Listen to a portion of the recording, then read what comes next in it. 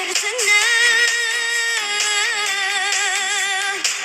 алғысы деп айтқан жүректен.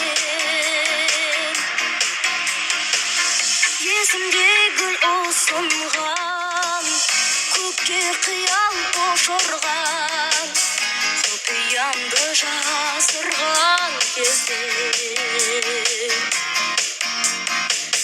ақ тілегің ақ кемел талай жанға бақ берген, өмір жолын сап берген сізден.